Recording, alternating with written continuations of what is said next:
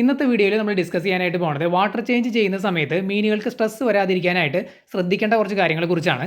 6 points നമ്മളിവിടെ discuss ചെയ്യുന്നുണ്ട്. ഇതിൽ ഒന്നാമത്തെ പോയിന്റ് എന്ന് പറയുന്നത് അതായത് വലിയ അളവിൽ നമ്മൾ വാട്ടർ ചേഞ്ച് ചെയ്യാതിരിക്കുക എന്നുള്ളതാണ്. നമ്മളെപ്പോഴും വീഡിയോകളിൽ പറയാറുള്ളതാണ്. അതായത് ഒരു 25% ഒക്കെ വാട്ടർ ചേഞ്ച് നമ്മൾ ചെയ്യാനായിട്ട് പാടുള്ളൂ. അതിൽ കൂടുതൽ വെള്ളം മാറ്റുന്നത് റെക്കമെൻഡഡ് അല്ല. അതിന് പല കാരണങ്ങളുണ്ട്. അതിൽ ഇമ്പോർട്ടൻ്റ് ആയിട്ടുള്ളൊരു കാര്യം എന്ന് പറയുന്നത് ടെമ്പറേച്ചറിൽ വരുന്ന ഡിഫറൻസ് ആണ്. സഡൻ ടെമ്പറേച്ചർ ഷോക്ക് എന്നാണ് ഇതിനെ പറയുന്നത്. ഇങ്ങനെ വന്നു കഴിഞ്ഞാൽ മീനുകൾക്ക് പെട്ടെന്ന് തന്നെ സ്ട്രെസ് വരും.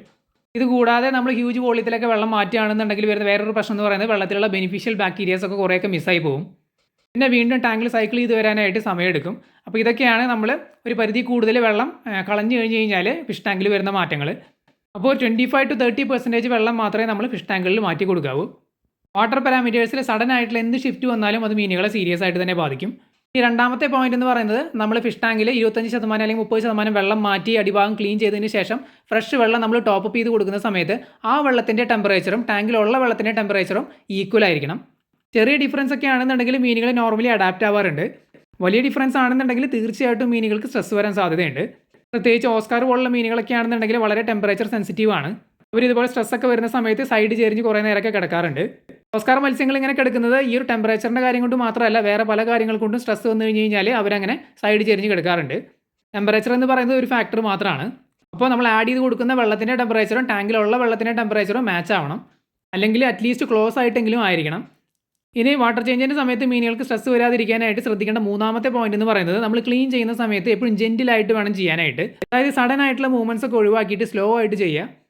നമ്മൾ കൈയിട്ട് എന്തെങ്കിലുമൊക്കെ ചെയ്യുന്നുണ്ടെങ്കിൽ അല്ലെങ്കിൽ നെറ്റ് ഉപയോഗിച്ച് എന്തെങ്കിലും കോരി കളയുന്നുണ്ടെങ്കിൽ അത് വളരെ സ്ലോ ആയിട്ട് ജെന്റിലായിട്ട് ചെയ്യുക, മീനുകൾക്ക് ശല്യമാകാത്ത രീതിയിൽ. ഇനി നാലാമത്തെ പോയിന്റ് എന്താണെന്ന് വെച്ച് കഴിഞ്ഞാൽ ഇപ്പോൾ അക്വേറിയങ്ങളുടെ അകത്തൊക്കെ നമ്മൾ പലതരത്തിലുള്ള ഡെക്കറേഷൻസ് യൂസ് ചെയ്യാറുണ്ട്. പ്ലാന്റ്സ് ഉണ്ട്, അതുപോലെ തന്നെ റോക്ക്, ഡ്രിഫ്റ്റ് വുഡ്, ഇത്തരം സംഭവങ്ങളൊക്കെ ഉണ്ടായിരിക്കും. പലതും മീനുകൾ ഹൈഡിങ് സ്പോട്ടൊക്കെ ആയിട്ട് യൂസ് ചെയ്യുന്നുണ്ടായിരിക്കും. അപ്പോൾ സഡനായിട്ട് നമ്മൾ ഈ സാധനങ്ങളെല്ലാം കൂടി ഒരുമിച്ച് റിമൂവ് ചെയ്യുകയാണെന്നുണ്ടെങ്കിൽ മീനുകൾക്ക് സ്ട്രെസ് വരാൻ സാധ്യതയുണ്ട്. കാരണം അവർ സ്ഥിരമായിട്ട് കിടക്കുന്ന ഒരു പ്ലേസിൽ സഡൻ ആയിട്ടുള്ള ചേഞ്ച് വരുമ്പോൾ അത് തീർച്ചയായിട്ടും മീനുകൾക്ക് സ്ട്രെസ് ഉണ്ടാകും. അതുകൊണ്ട് ഈ പറഞ്ഞ സംഭവങ്ങളിൽ ഏതെങ്കിലുമൊക്കെ നമ്മൾ പുറമേക്ക് എടുത്ത് ക്ലീൻ ചെയ്യുന്നുണ്ടെന്നുണ്ടെങ്കിൽ അത് ഓരോന്നായിട്ട് സ്റ്റെപ്പ് ബൈ സ്റ്റെപ്പായിട്ട് ചെയ്ത് തിരിച്ചു വെക്കുന്നതായിരിക്കും നല്ലത്. അതായത് അറ്റ് എ ടൈം ഏതെങ്കിലും ഒരു ഐറ്റം നമ്മൾ പുറത്തേക്ക് എടുത്ത് ക്ലീൻ ചെയ്ത് തിരിച്ചു വെച്ചതിന് ശേഷം രണ്ടാമത്തെ ഐറ്റം എടുത്ത് ചെയ്യുക. ഇങ്ങനെ 1 by 1 ആയിട്ട് എടുത്ത് സ്ലോ ആൻഡ് ജെന്റിലായിട്ട് ചെയ്യുക. ഇനി അഞ്ചാമത്തെ പോയിന്റ് ആയിട്ട് നമ്മളിവിടെ പറയുന്നത് ഫിൽറ്റർ മീഡിയ ആണ്. അതായത് നമ്മുടെ സ്പോഞ്ച് ഫിൽറ്റർ, അതായത് ബയോ ഫിൽട്രേഷന് വേണ്ടി യൂസ് ചെയ്യുന്ന മീഡിയ. ഇത് നമ്മൾ ഫിഷ് ടാങ്ക് ക്ലീൻ ചെയ്യുന്ന സമയത്ത് ഡയറക്റ്റ് മീനുകളെ സ്ട്രെസ് എടുപ്പിക്കുന്ന ഒരു സംഭവമല്ല. എങ്കിലും നമ്മൾ ഫിഷ് ടാങ്ക് ക്ലീൻ ചെയ്യുന്ന സമയത്ത് ശ്രദ്ധിക്കേണ്ട ഒരു കാര്യം തന്നെയാണ്. കാരണം ഇത് ലോങ് ടേം മീനുകളെ ബാധിക്കുന്ന ഒരു സംഭവമാണ്. വെള്ളത്തിലുള്ള അമോണിയ, നൈട്രേറ്റ്സ് ഇതെല്ലാം സ്പൈക്ക് ആയി കഴിഞ്ഞ് കഴിഞ്ഞാൽ ലോങ് ടേമിൽ വെള്ളത്തിൽ പ്രശ്നം വരാനും മീനുകൾക്ക് സ്ട്രെസ് വരാനും സാധ്യതയുണ്ട്. അതുകൊണ്ട് ഫിഷ് ടാങ്ക് ക്ലീൻ ചെയ്യുന്ന സമയത്ത് തന്നെ ഇത്തരം കാര്യങ്ങൾ ശ്രദ്ധിക്കുന്നതാണ് നല്ലത്. അതുകൊണ്ട് നമ്മൾ സ്പോഞ്ച് ഫിൽറ്ററൊക്കെ ക്ലീൻ ചെയ്യുന്നുണ്ടെന്നുണ്ടെങ്കിൽ എപ്പോഴും ഫിഷ് ടാങ്കിൽ നിന്ന് തന്നെ നമ്മൾ കുറച്ച് വെള്ളം ഒരു ബക്കറ്റിലേക്ക് മാറ്റിയതിന് ശേഷം ആ ഫിഷ് ടാങ്കിലെ വെള്ളത്തിൽ തന്നെ ഈ ഒരു സ്പോഞ്ച് ഫിൽറ്റർ മുക്കി റിൻസ് ചെയ്തെടുക്കുന്നതാണ് നല്ലത്. അല്ലാതെ നമ്മൾ ഫ്രഷ് വെള്ളം വേറെ കൊണ്ടുവന്നിട്ട് അതിൽ ഈ ഒരു സ്പോഞ്ച് ഫിൽറ്റർ മുക്കി ക്ലീൻ ചെയ്യരുത്. കാരണം നൈട്രജൻ സൈക്കിളിനെ സപ്പോർട്ട് ചെയ്യുന്ന നല്ല ബാക്ടീരിയാസ്, ബെനിഫിഷ്യൽ ബാക്ടീരിയാസ് കോളനികൾ കൂട്ടുന്നത് ഇത്തരത്തിലുള്ള സ്പോഞ്ച് ഫിൽറ്ററിനകത്താണ്. അപ്പോൾ നമ്മൾ നല്ല വെള്ളം എടുത്ത് അതിനകത്ത് മുക്കി ക്ലീൻ ചെയ്ത് കഴിഞ്ഞാൽ ഈ ബെനിഫിഷ്യൽ ബാക്ടീരിയാസ് എല്ലാം ഈ സ്പോഞ്ചിൽ നിന്ന് പുറത്തേക്ക് പോകാൻ സാധ്യതയുണ്ട്. അതുകൊണ്ട് ടാങ്കിൽ നിന്ന് എടുക്കുന്ന വെള്ളത്തിൽ തന്നെ നമ്മൾ ഈ സ്പോഞ്ച് ഫിൽറ്റർ മുക്കി പിഴിഞ്ഞെടുക്കുന്നതാണ് നല്ലത്. ഇങ്ങനെ ചെയ്യുകയാണെന്നുണ്ടെങ്കിൽ ബെനിഫിഷ്യൽ ബാക്ടീരിയാസ് വല്ലാതെ നഷ്ടപ്പെട്ടു പോകാതെ സ്പോഞ്ച് ഫിൽറ്ററിനകത്ത് തന്നെ റീറ്റൈൻ ചെയ്യാനായിട്ട് സാധിക്കും. ഇനി ആറാമത്തെ പോയിന്റ് എന്ന് പറയുന്നത് നമ്മൾ കൃത്യമായിട്ട് ഒരു റുട്ടീൻ ഷെഡ്യൂൾ ഫോളോ ചെയ്യുക എന്നുള്ളതാണ്.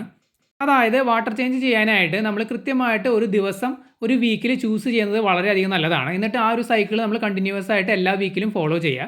ഉദാഹരണത്തിന് നമുക്ക് ഒഴിവുള്ള ദിവസം ഞായറാഴ്ചയാണ്. അപ്പോൾ ഞായറാഴ്ചയാണ് നമ്മൾ ഈ ഫിഷ് ടാങ്ക് ക്ലീനിങ് പ്ലാൻ ചെയ്തിട്ടുള്ളതെന്നുണ്ടെങ്കിൽ ഇത് എല്ലാ ഞായറാഴ്ചയും കറക്റ്റായിട്ട് തന്നെ ഫോളോ ചെയ്ത് പോകാനായിട്ട് ശ്രമിക്കുക. ഇങ്ങനെയാണെന്നുണ്ടെങ്കിൽ ഫിഷ് ടാങ്കിൽ സ്റ്റെബിലിറ്റി മെയിൻറ്റെയിൻ ചെയ്ത് പോകാനായിട്ട് പറ്റും. എല്ലാ കാര്യങ്ങളും നമ്മൾ സ്റ്റെബിലൈസ് ചെയ്ത് പോകുമ്പോഴാണ് ഫിഷ് ടാങ്കിലെ വെള്ളം കണ്ടീഷനായിട്ട് കിടക്കുന്നതും അതുപോലെ മീനുകൾ ഹെൽത്തി ആയിട്ട് ഇരിക്കുന്നതും. അതുകൊണ്ട് ആ ഒരു ബാലൻസ് നമ്മൾ മെയിൻറ്റെയിൻ ചെയ്യാനായിട്ട് ശ്രമിക്കുക. ഇങ്ങനെ ചെയ്യുമ്പോൾ നമുക്കും അറിയാം ഇന്ന ദിവസമാണ് ക്ലീനിങ് വരുന്നത്. അപ്പോൾ ആ സമയത്ത് നമുക്ക് പ്രിപ്പയർ ആവാനും പറ്റും. മീനുകളാണെന്നുണ്ടെങ്കിൽ ഇങ്ങനെ റുട്ടീനായിട്ടുള്ള ഇങ്ങനെ ഒരു സൈക്കിൾ ക്ലീനിങ്ങിന് അവർ അഡാപ്റ്റ് ആവും ചെയ്യും. നമ്മൾ ഓൾറെഡി ഒരു ദിവസം ഷെഡ്യൂൾ ചെയ്ത് പ്ലാൻ ചെയ്ത് വെച്ചിട്ടുള്ളത് കൊണ്ട് നമുക്ക് വേറെ സ്ട്രെസ്സോ കാര്യങ്ങളോ ഒന്നുമില്ല. കാരണം നമുക്കറിയാം ഇന്ന ദിവസം ഇന്ന ടൈമിലാണ് ക്ലീനിങ് വരുന്നതെന്നുള്ളത്. അതുപോലെ തന്നെ ഫിഷ് ടാങ്കിൽ റുട്ടീനായിട്ട് ഇതുപോലൊരു ക്ലീനിങ് വരുമ്പോൾ എല്ലാ കാര്യങ്ങളും സ്റ്റെബിലൈസ്ഡ് ആയിട്ട് പൊക്കോളും. ഇങ്ങനെ ചെയ്യുമ്പോൾ മീനുകളുടെ സ്ട്രെസ്സ് കുറയുക എന്നുള്ളത് മാത്രമല്ല അവർക്ക് അസുഖങ്ങൾ വരുന്നത് കുറവായിരിക്കും. മീനുകൾ ഹാപ്പി ആൻഡ് ഹെൽത്തി ആയിരിക്കും. അപ്പോൾ ഇങ്ങനെ കുറച്ച് കാര്യങ്ങൾ നമ്മൾ ഫിഷ് ടാങ്കുകളിൽ അല്ലെങ്കിൽ അക്വേറിയങ്ങളിലൊക്കെ വാട്ടർ ചേഞ്ച് ചെയ്യുമ്പോൾ ശ്രദ്ധിക്കുക. ഈ കാണുന്ന 2 ചെറിയ ടൈഗർ ഓസ്കാറുകൾ ഈ അടുത്ത് നമ്മൾ ടബിലേക്ക് ട്രാൻസ്ഫർ ചെയ്തിട്ടുണ്ടായിരുന്നു. അതിന് മുമ്പ് നമ്മൾ ജസ്റ്റ് ഒന്ന് ഈ ഒരു കണ്ടെയ്നറിലിട്ട് ഡിസ്പ്ലേ ചെയ്തതാണ്. ആദ്യമായിട്ടാണ് നമ്മൾ ഇത്രയും ചെറിയ ടൈഗർ ഓസ്കാറുകളെ വാങ്ങുന്നത്. ഇത് 1-1.5 ഇഞ്ച് സൈസ് വരുന്നുള്ളൂ. ഓൾറെഡി നമ്മൾ ഇൻഡോർ വെച്ച് കണ്ടീഷൻ ചെയ്തതുകൊണ്ട് നല്ല രീതിയിൽ ഫുഡ് കാര്യങ്ങളൊക്കെ കഴിക്കുന്നുണ്ട്. അപ്പോൾ നമ്മുടെ ഇന്നത്തെ വീഡിയോയുടെ അവസാനിക്കുകയാണ്. എന്തെങ്കിലും ഡൗട്ട്സ് ഉണ്ടെങ്കിൽ കമൻറ്റ് ചെയ്ത് ചോദിക്കാം.